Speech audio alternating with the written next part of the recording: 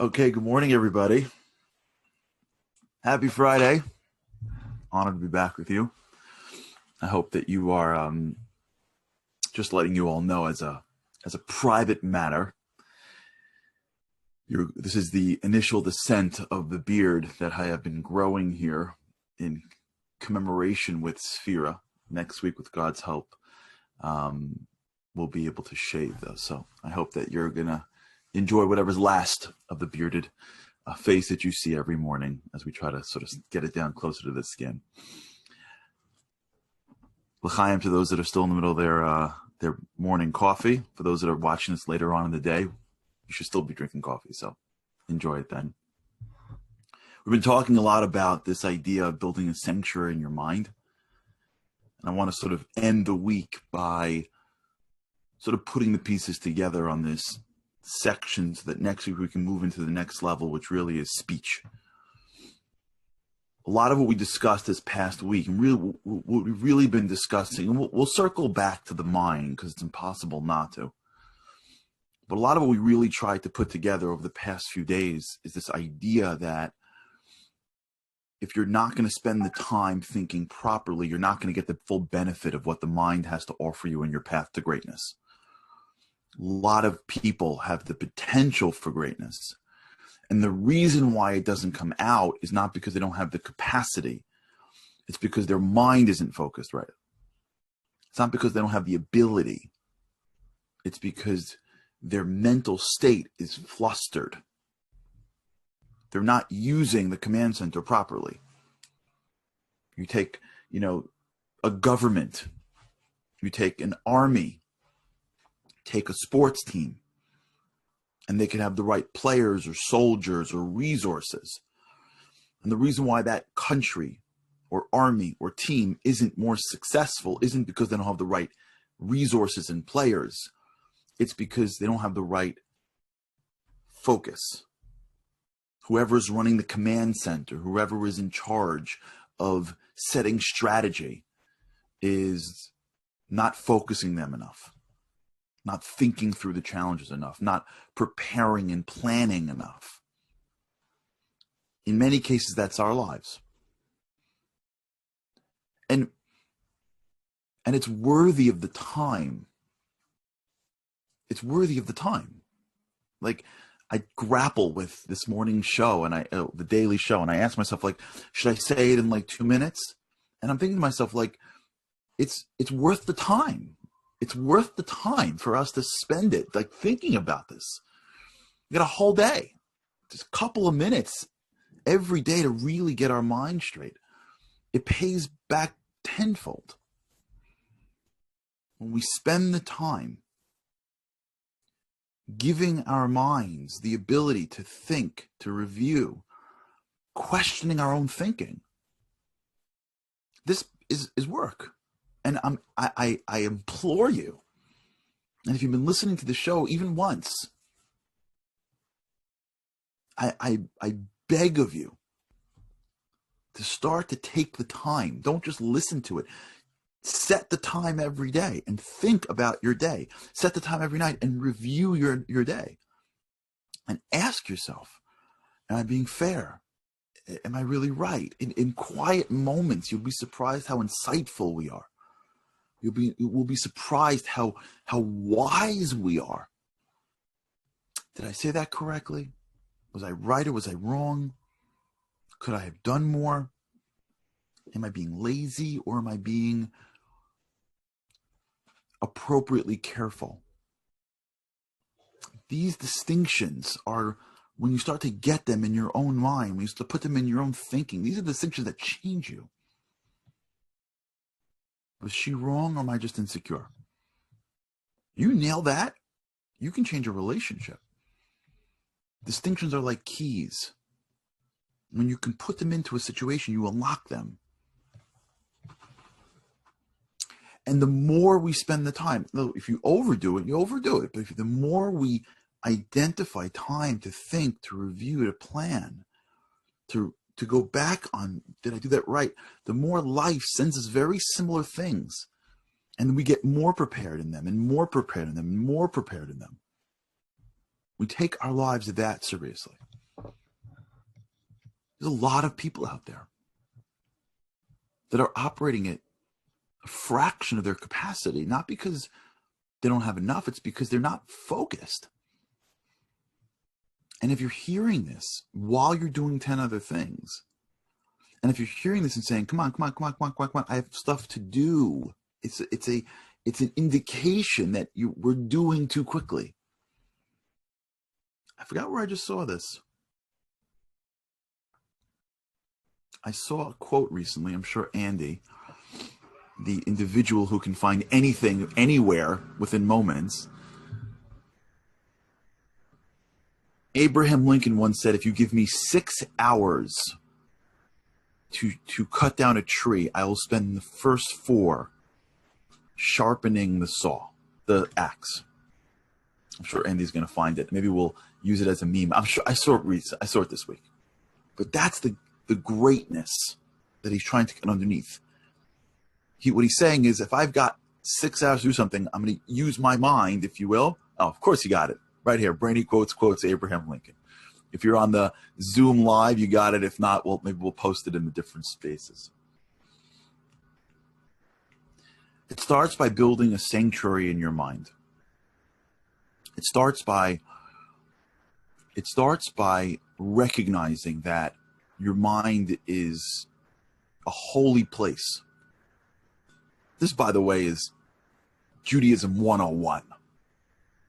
Your mind is a holy place. In fact, in the world, the mind is usually like on the back end, right? Like, we live in a world where like action is number one. Like, what do you do? Like get down to it, right? Sticks and stones can't break my bones, but can break my bones, but words will never hurt me. Like, the action can hurt me, but the words can't. So like, we live in a world where like action is the most important. Speech is like, all right. And thought is like, whatever. Actually, in the spiritual world, it's the opposite. The mind, thought, is connected to the higher level of your soul. And when we start to realize that, like over the weekend, just take a moment and start to appreciate, at whatever level you're at, you can always go up. And if you think this is simplistic, you haven't gone underneath it enough. It's got to like blow you away that in your mind, in your head is a supercomputer. And whatever you put in it, it's going to manifest out something in how you see the world. Because life is a game of perspective. And what you see dictates what you feel, changes what you can do. And as opposed to trying to change the world, if we spend some time trying to change our mind, it'll change our perspective. It'll change what we can access. Building a sanctuary in our mind. And what that means is asking ourselves, well, what am I digesting every day? What information am I digesting every day? I had a call from a guy recently who said to me that like the economy and everything's terrible and this and that. I asked him, like, how much time do you spend watching the news, the stats? And he's like, yeah, of course, I got to stay informed. I'm like, really? Outside like 3 minutes, 10 minutes, how much more informed you need to be? You're not a hedge fund manager has like a macro fund that has to worry about the economy. You're in one very particular specific region. How much time do you spend studying more about your job, even though you've been doing it for 20 years? How much time do you spend studying about relationships, even though you're in one for 15 years? How much time do we do this? How much time do we spend digesting information that can help us? You could be married 20, 25 years. You haven't picked up a book on marriage since your first week. You haven't gone to a class. You haven't logged on to any Zoom class on marriage. Why? How do we expect to be up to date? How do we expect to be developing our minds on the things that are the most important to us? Because things are okay? We're parents, but the kids get more complicated as they get older. It's hard in the beginning, bottles and diapers, but let me tell you, if you're raising them as they get older, then they get married, it doesn't get any old, they get easier. If my mind is a sanctuary and it's a command center, you know what I'm doing every day? I'm on the prowl for information that can help me get smarter, help me get quicker, help me adapt. That's, by the way, why I love the state of Israel so much. It's not the fact that it's my homeland. It's not the fact that I'm proud of everything that they do. It's not just that. I am. It's not the fact that I get there and like I feel like I'm home. It's more than that. It's that every time something happens, I feel like this country is just digests new information. I feel like every time I get there, every year, it's like 10 years of normal growth in a country. Like they're just so hungry for what the latest thing is. I just saw this, I don't know if you've seen this article about how Israel came out with this. Apparently they're at the forefront of this virus medicine, vaccine that can block it. And I'm like, I can't believe this tiny little country is at the head of developing a vaccine for where are the countries that are 50 times its size? Why are they doing it for? How come, I heard the story once, I don't know if it's true or not, but like I heard it and I thought it was awesome. Like there's a story once where like the United States, which is my country, the place that I live in, the country that has given us so much, developed this like $1 billion F-15 stealth jet or something. And the story goes that when they landed on the airstrip in Israel and the Israeli Air Force came out to see it, after a while, the Americans saw that they had a bunch of Israeli engineers came out with like screwdrivers in their hands. And they're like, what are you doing? They're like, what do you mean we're taking it apart? They're like, what are you, crazy? It took us. And so I was like, yeah, we're going to figure out how to make it better. They're like, figure out how to make it better. Like, what are you talking about? That's how you go from a country in 70 years. You like go from like trying to defend yourself without an air force to like being at the head of every major industry. Of course, there's a divine intervention. Of course, God gives a certain nod to, of course, but it's mentality. It's an excitement for growth. It's an excitement for change. It's an idea that I have to learn more and try harder. My mind is the command center, and I want to make sure it has the most relevant information that's in there for the things that matter to me. When you start to see that, you can look at every aspect of your life and say to yourself, I'm just a work in progress. I'm sure there's something that I can learn to be better. The things that challenge you are just part of your growth and not the block that you keep on coming back at year after year. I want you to listen for the I can't mentality. Just listen for it. There's that voice that wants you to stay mediocre because you stay comfortable. And it says things like, no, you can't. You're too old. You've never been good at school. She's never going to change. This is where you are. When I was younger, when I was older, my third job, there's always a reason why we can't start our day today and go, I'm going to really try to protect the sanctuary of my mind and fill it with the right type of material so that my perspective can start to get cleaned and I can now see the world a little bit better. I can grow a little bit more today. I can push myself a little bit more today. This is called the 1% rule. We'll talk about it with God's help next week. But I want to close this week because I want to start moving into more areas. We've been dedicating at least the past week to our minds, if not more. But I want to implore us to really think about it.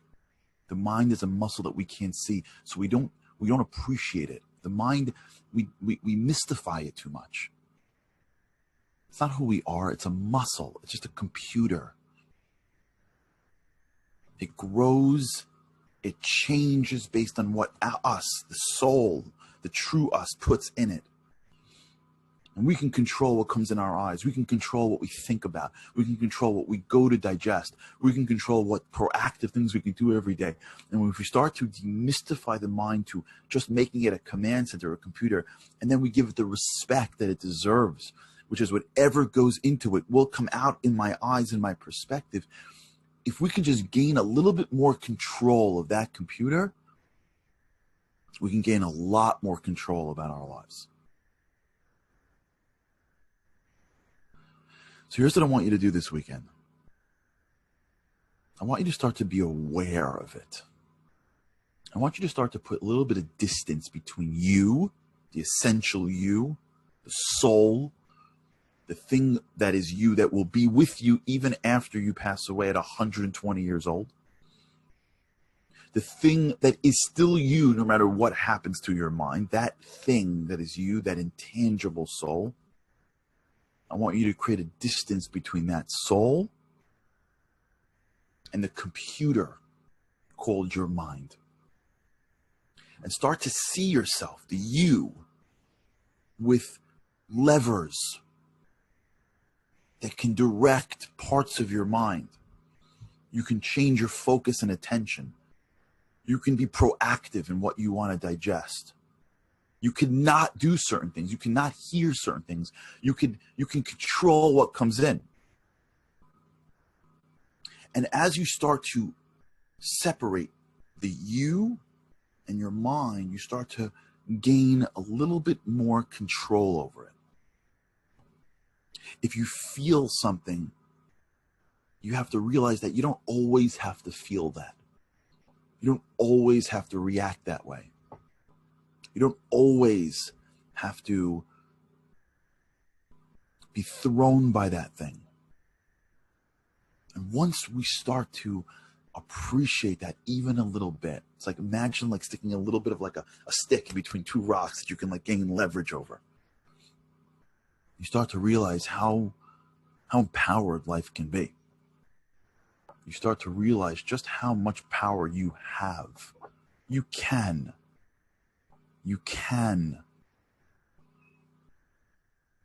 reprogram that machine, even if you're 95 years old.